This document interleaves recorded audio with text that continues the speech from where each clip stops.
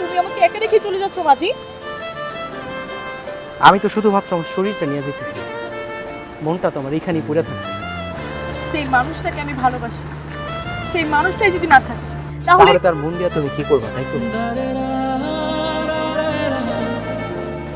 এখন আমাদের কাছে দুইটা রাস্তা আছে, হয় আমরা আলাদা হয়ে যাবো, আর না হয় পালায় যাওয়া ছাড়া আর কোনো উপায় নেই।